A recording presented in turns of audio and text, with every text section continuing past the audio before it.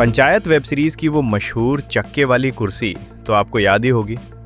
एक मामूली सी कुर्सी के लिए दूल्हे और उसके दोस्तों ने पूरे गांव की नाक में दम कर दिया था।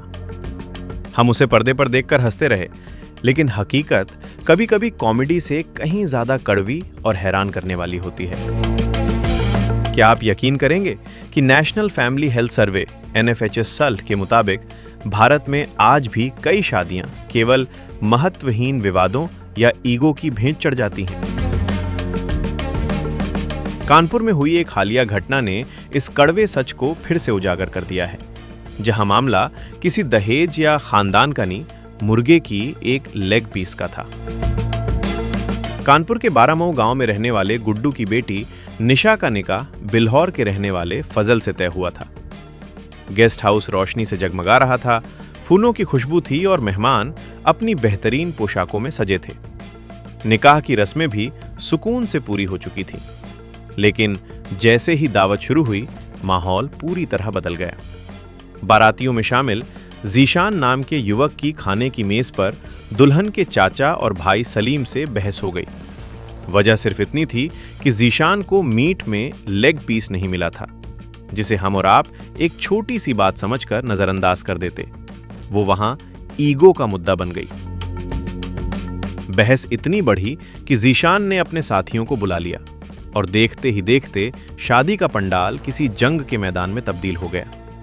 जैसे ही कहासुनी मारपीट में बदली, गेस्ट हाउस में अफरा तफरी मच गई। जहां कुछ देर पहले हंसी मजाक चल रहा था, वहां अब चीख पुकार और टूटने की आवाजें आने लगी। बारातियों और घरातियों ने एक दूसरे पर कुर्सियां फेंकना शुरू कर दिया। यहां तक कि खाना परोसने वाले बर्तन भी हथियार बन गए। इस हिंसक झड़प में कई लोग घायल हुए, लेकिन असली तमाशा तो अभी बाकी था।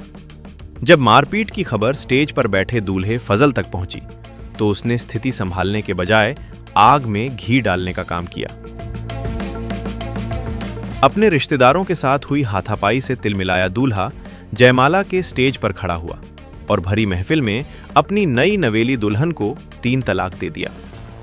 दूल्हे द्वारा जयमाला स्टेज से तलाक देने की घोषणा ने आग में तेल का काम किया। दुल्हन पक्ष का गुस्सा 7वें आसमान पर पहुंच गया और उन्होंने अपनी बेटी को विदा करने से साफ इनकार कर दिया। मामला इतना बिगड़ गया कि पुलिस को दखल देना पड़ा। इंस्पेक्टर सुधीर कुमार और उनकी टीम ने मौके पर पहुंचकर स्थिति को नियंत्रित किया।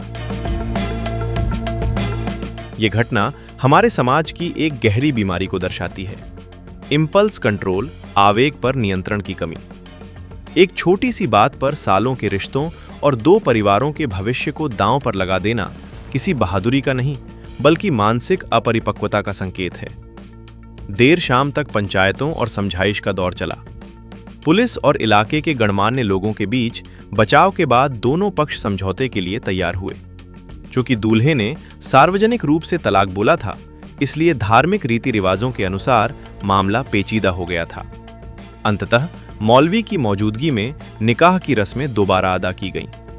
हैरानी की बात यह रही कि इतनी बड़ी घटना के बाद भी दूल्हे ने बाद में यह दावा किया कि निकाह तो एक ही बार हुआ है।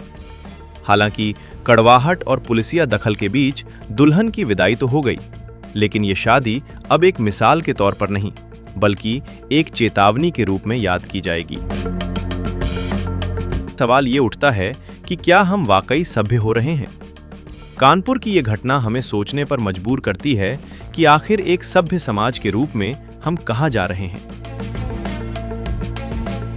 National crime records bureau NCRB के आंकड़े बताते हैं कि मामूली विवादों में होने वाली हिंसा के मामलों में उत्तर प्रदेश जैसे राज्यों में बढ़ोतरी देखी गई है।